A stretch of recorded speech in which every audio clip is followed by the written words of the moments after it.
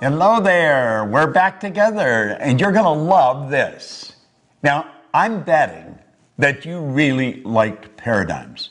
I remember when I first discovered that, I thought I was the only one that knew it. It's such a neat idea. Now we understand why we're not doing what we already know how to do.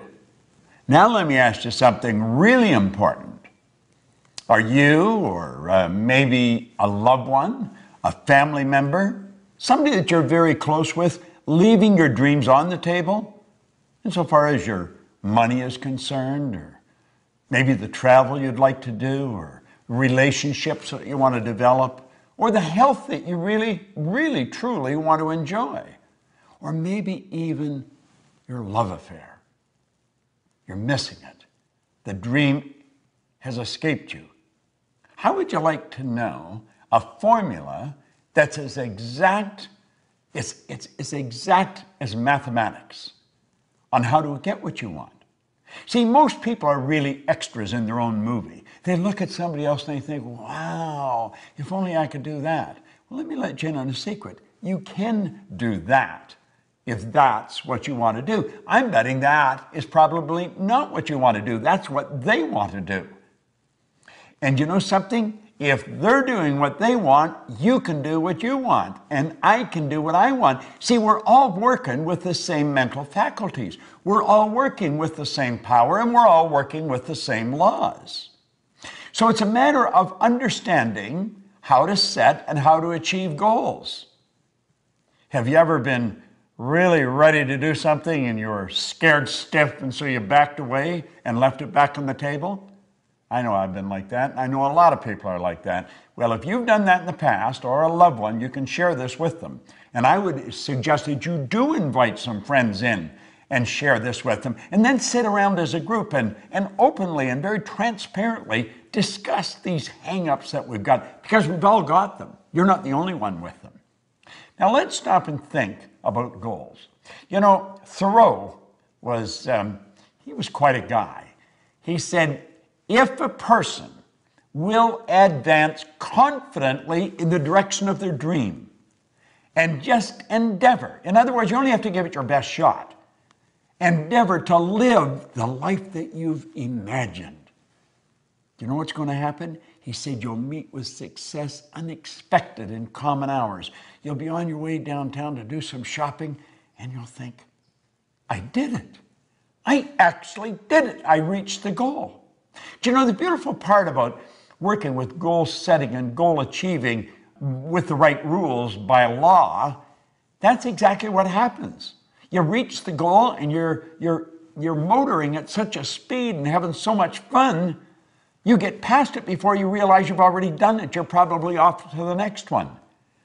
Do you know what it is? It's a habitual way to live a creative life that's fulfilling, that really leaves you inside like you've got something. Now, I refer to the system that we use in the Proctor Institute. I refer to it as the ABC of goals. Now, you'd say, well, this looks pretty elementary. Well, I'm going to let you in on a secret. It is very elementary. It's just that most people never really learn it. Now, I'm going to talk about the A level of goals as doing things you already know how to do. I had a young guy come up to me one time in a seminar, and he asked me if I'd talk to him about his goal. And I said, sure, what's your goal? He said, I want to get a new car. I said, okay, what kind of a car do you want? He said, I want a new Pontiac. I said, I see. I said, what are you driving now? He said, a Pontiac. Now, you know, some little guard stuff would jump up in my mind. And I said, how old is your car? And he says, it's 4 years old. Well, I said, it's probably time you got another car anyway. You know, I said, how long have you had it? And he said, 4 years. So I said, now let me get this straight. You have known for 4 years how to get a new car. Yeah. Well, I said, then that wouldn't constitute a goal. Now, that doesn't mean you don't get a new car and you don't get a new Pontiac. You can get a Cadillac if you want. You can get a Maserati if that's what you really want. And you should get a car. But you've known for 4 years how to get a car. You see, the beautiful part about goals and understanding it is goals are not to get. Goals is not, you don't set goals for acquisition. You set goals to grow. You set goals to reach inside and stretch and go where you've never been. You set goals to take you to a place you've never gone before. And you grow as a human being, and you know something, you never go back. So A-type goals, forget it. Now let me let you in on a little secret. I'll caution you. Probably all the people you mix with deal with A-type goals. Now why do I say that? Because we're attracted to people that are on the same frequency as us, that are in harmony with us. We talk about the same things, we like about the same things. So when you go for that new goal that's beyond the A-type goal, they're not going to support you. It's not that they don't love you. It's not that they don't want you to win. They don't want you to leave. That's right. They don't want you to leave, and you're going to leave. You're going to raise your consciousness, and you're just automatically going to attract a whole new world into your life. So where do we go if we don't do A-type goals? Well, you go to a B-type goal. Now, many of the people that really think they're shooters, they're really making it happen, they're going after B-type goals, and this really doesn't cut it. It really doesn't cut it. You know how I said in paradigms you got all this knowledge, but you're not using it? Well, that's true in the B-type goals too. See, the person that's after the B-type goal, they pay attention to what's going on in their life. They know how much money they've got in the bank. They know how much is coming in. And they're pretty accurate when they survey their world. I'm talking about their material world and their social world of, him and her and it and them, the people that they could go to for support. And they've got to have a plan. The plan has to be right on the money.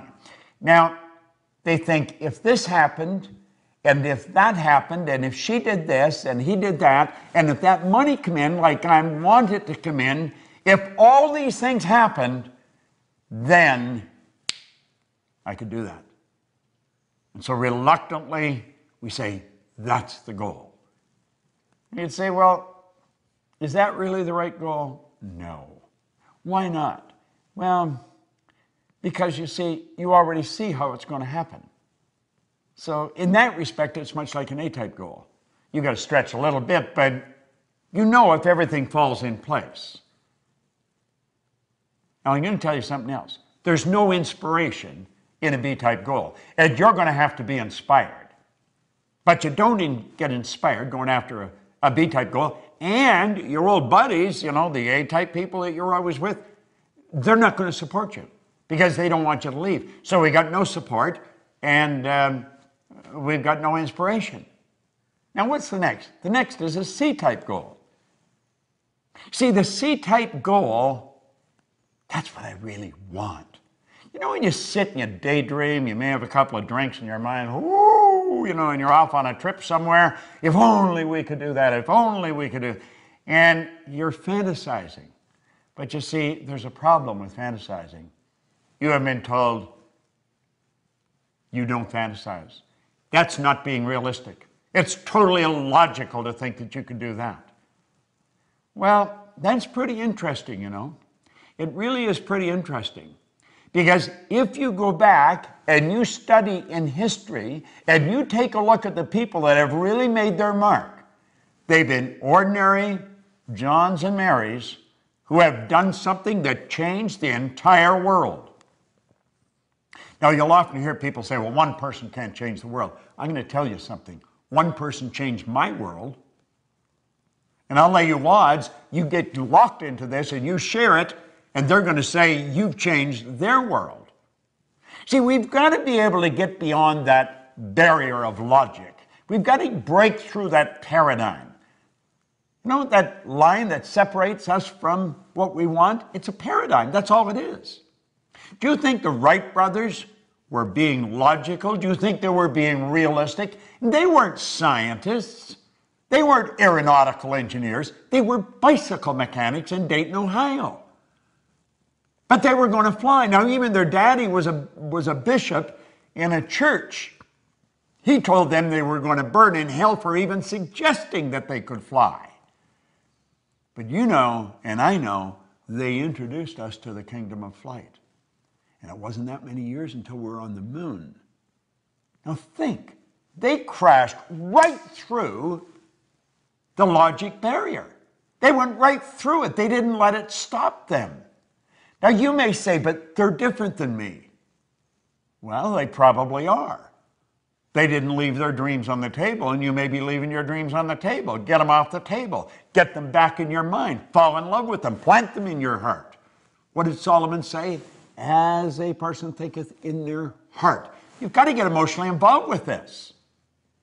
How does a guy like me, no formal education, no business experience, earn millions of dollars, build a business that operates all over the world?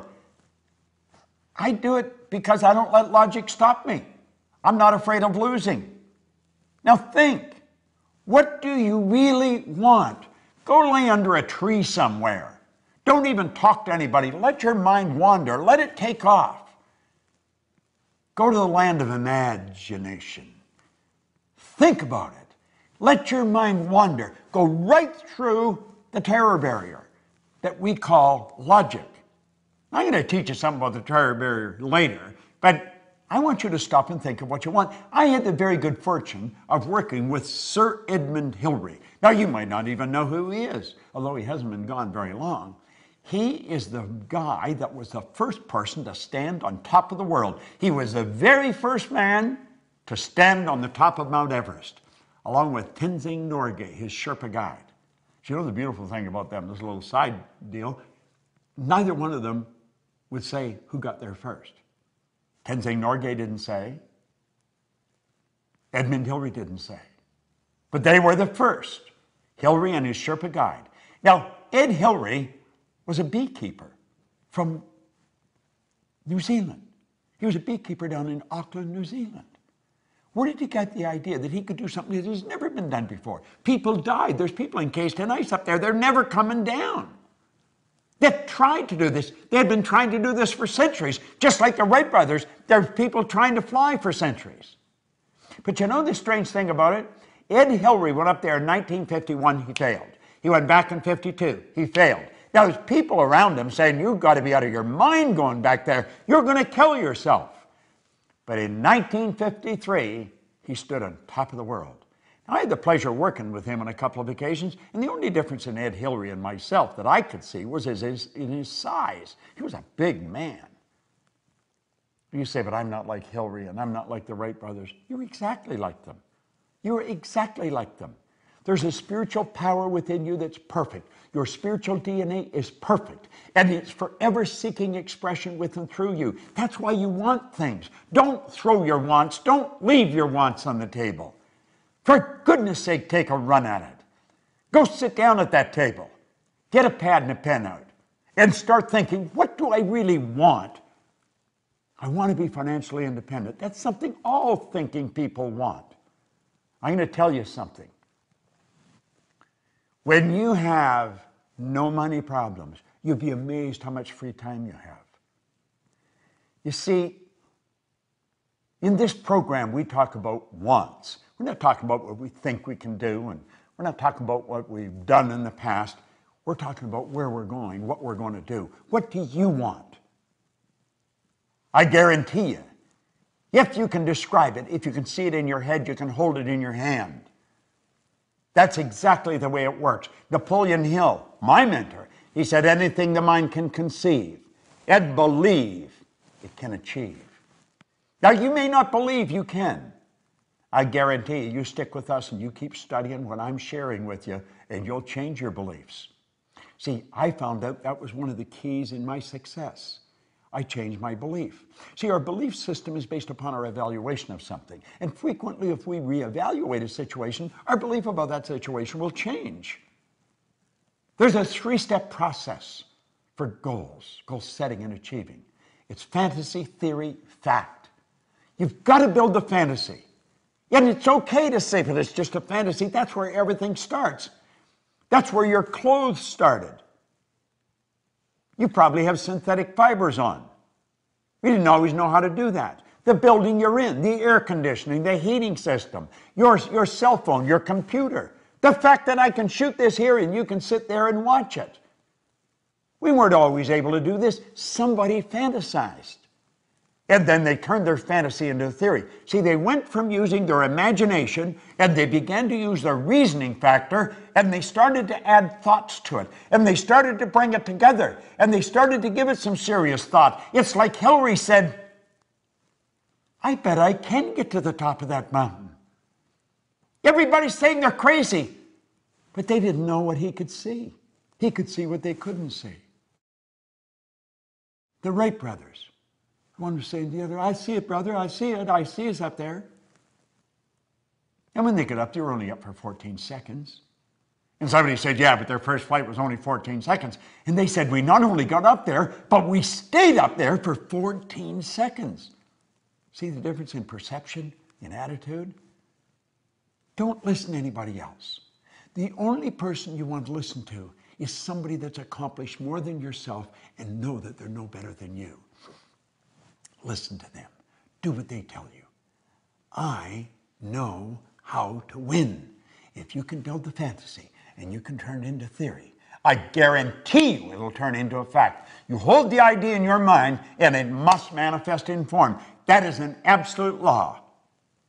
The wealthiest man in the world in 1908 really started this movement that we are talking about today.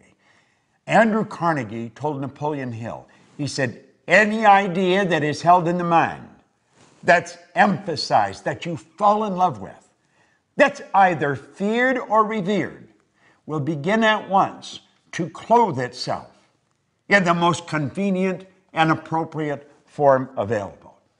Now, I want to share something that a lady come up on an airplane and give to me. She said, your materials really helped me. I want to give you something that's helped me, and it'll probably help you. It's a wonderful quote, and no one gets credit for it. Said, blessed are the humans who look for unseen things that are intuitive, but not yet accepted into the reality of life. The intuitive is the feeling part of you, the part that can see something nobody else can see. You see it in your mind. It's never been accepted into the reality of life by you or any of your friends or relatives or loved ones. But you can see it. You wouldn't be able to see it if you couldn't get it. Blessed are the humans who look for unseen things that are intuitive but not yet accepted into the reality of life. Now listen to what he says. They will be rewarded with knowledge and wisdom and will become the forerunners of the newest sciences on the planet. Do you know something? There has been over 1,000 people go up Mount Everest since Ed Hillary did. I get on a plane now to fly to the other side of the world, and I go to bed. That's right. I go to bed. They've even got a bed, and they give me a duvet to cover myself. And they ask me if I'd like breakfast when I wake up. God bless the Wright brothers. God bless Ed Hillary.